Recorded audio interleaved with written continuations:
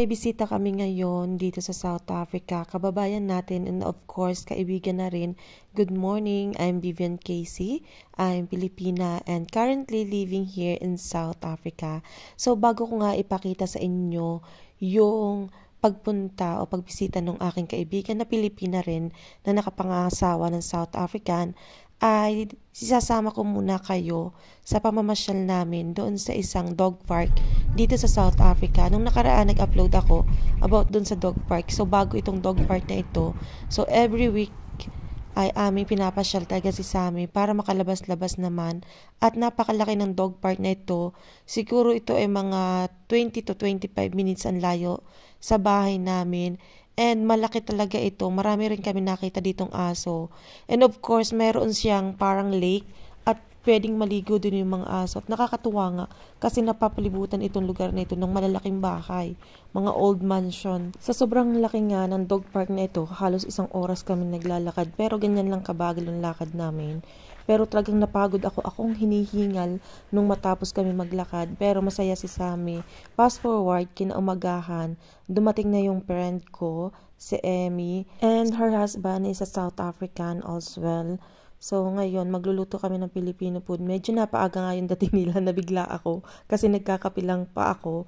And ang usapan namin is 11. But dumating sila at least before 10 o'clock. So, it's okay. At least, makakapag-enjoy din siya sa pagluluto. So, 2 pampano yung aking prepared. 1 pang ihaw at 1 pansigang. And of course, boil na rin ako ng chicken na panlagay dun sa pansit. At ito na nga, aming nililinisan ng isda. Dahil yung pampano na nabibili sa Asian store ay hindi palinis. Meron siyang hasang, bituka, and hard frozen talaga siya. So, talagang kailangan ilabas ng mas maaga para ma-defrost. And, ayan na nga, amin ang tinatanggalan ng hasang and laman. So, yung isa, hiniwa-hiwa ko, pinutol-putol ko para sa sinigang.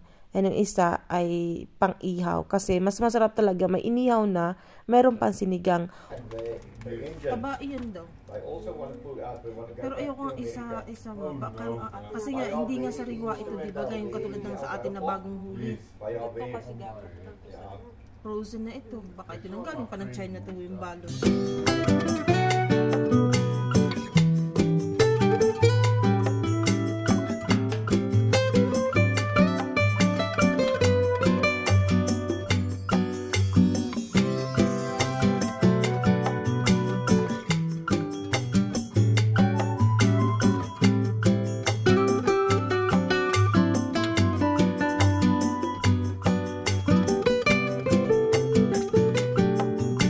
At pagkatapos naming linisin yung mga isda at himayin yung karning manok, pumasok naman kami sa loob para magluto na ng pansit. Siya ang aking tagahalot, ako naman ang tagalagay ng mga ingredients. Alam mo, si Darren hindi marunong magdikit yun. Ako kung magkakain yung magdikit. Si Darren binubuhusan. Magano? Dikit ng... Kung buhusan na yung Sige. marunong siya, pero alam mo yung Mahirap. yung pang-foreign nila na gawa. Alam mo sa atin, di ba, pagkata kahit wala tayong gas, ay chok, nagtitin siya, pinagbubuhusan ng gas. Kaya nakakaubos kami ng gas. Ganyan din yung sila doon, inaanohan nila ng gas, ang oil, yung tira nila. Yun ang inaanohan nila.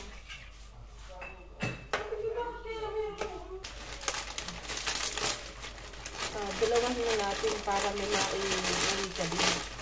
Ito, lalo ba? Ilan pa? Peraso. Panghuling 3. Sasabay na rin dyan? Oo, sabihin natin. Ito na may pang-ano natin, pang-sarili lang natin na yun. Last. 4 lang. Hindi naman kita. Tingnan ko nga.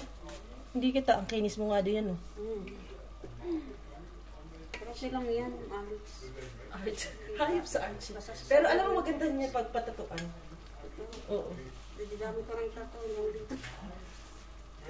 Pero hindi pa rin, inaaraw-araw mo ba nung ano?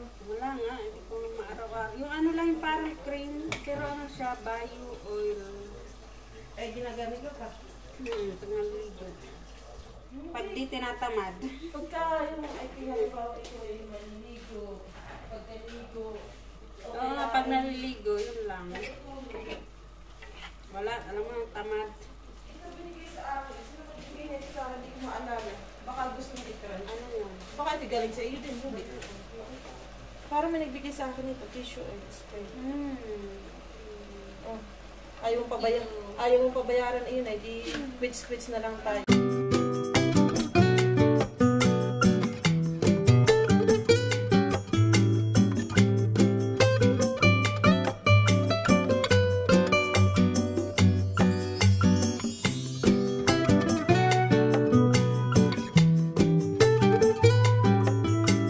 At habang naman nagluluto kami sa loob ng pansit at ng sinigang, ito namang asawa ko at asawa nitong friend ko ay nagsisimula ng mag-fry or mag-ihaw ng mga karne. And of course, may dala din silang pork and ang nabili naman ng aking asawa ay yung beef.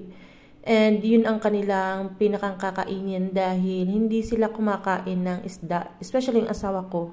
Hindi siya kumakain ng seafood. So, talagang meat sila. So, kami naman dalawa, of course, we are Pilipina. So, love namin ang seafood.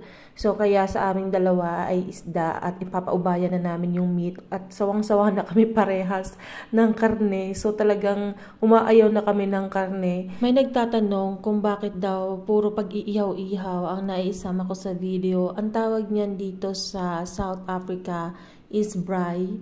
Yan ay parang version ng pagbabarbecue sa atin sa Pilipinas.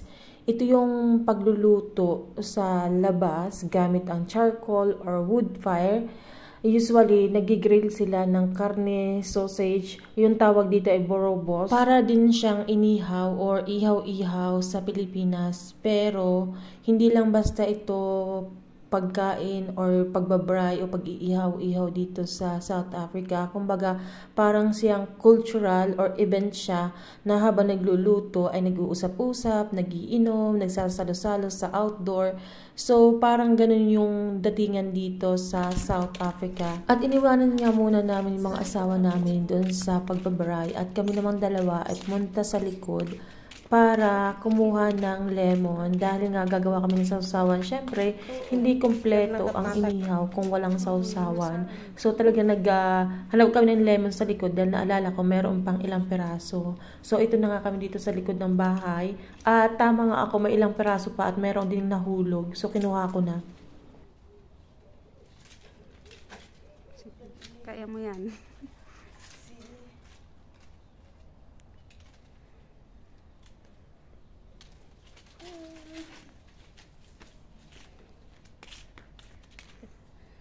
At pagkatapos nga namin magkuha ng lemon, bumalik na rin agad kami at nakita namin yung asawa namin habang nagbabray ay kwentuhan sila. Super daldal. Mas madaldal pa sa aming dalawa. Mas marami silang napapagkwentuhan. And anyway, ito na yung isda na iihaw namin. Nilagyan ko lang ng asin sa loob at labas para magkalasa.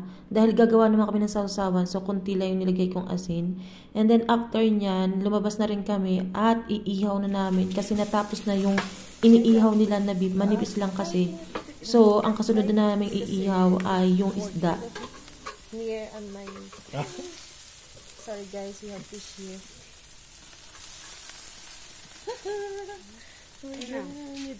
At pagkatapos ko nga ilagay yung isda, ay pumasok na uli kami sa loob at gagawa naman kaming sausawan. So, ito ng aking friend ang nagpiga ng lemon. Wala kasing kalamansi pa dito. Meron akong tanim na kalamansi, pero hanggang ngayon hindi lumalaki. So, wala pa rin siyang bunga. Kaya ang ginagamit talaga namin is lemon. So, ang lagyan namin dito sa sausawan namin, patis, chili garlic oil, and yung lemon. Diba? Ang sarap na sausawan. Na-imagine nyo, nilalaway ako habang nag-e-edit ako ngayon. Anyway, nagbalat na rin ako nitong pinya. Ito yung nabili ko nung nakaraan pa. And tama-tama, nahinog na siya ngayon. So, ilalagay ko din siya sa rep habang nagluluto kami para mas malamig, mas masarap kainin. So, yung friend ko naman, napakasipag, ayan, nagliligpit na siya. So, habang kami naggagawa nito, nagkikwentuhan kami.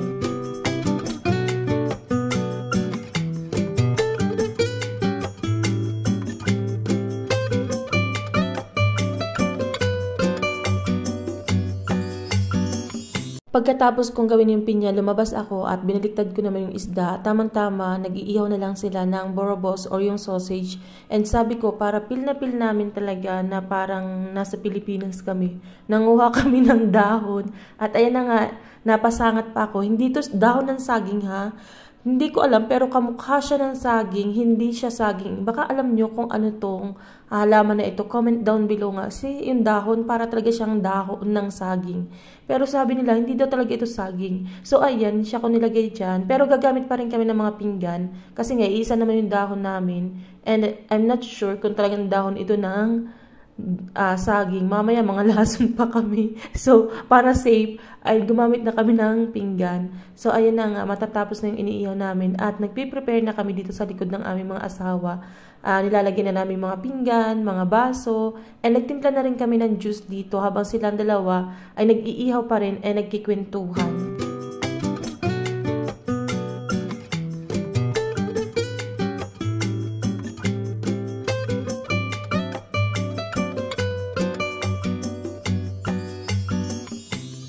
And natapos na rin kami magluto dito ngayon. And of course, bago kami magsimulang kumain, nagdasal na muna kami. And nagpicture-picture and video. Sanay na rin yung mga asawa namin na panay ang video and pictures namin.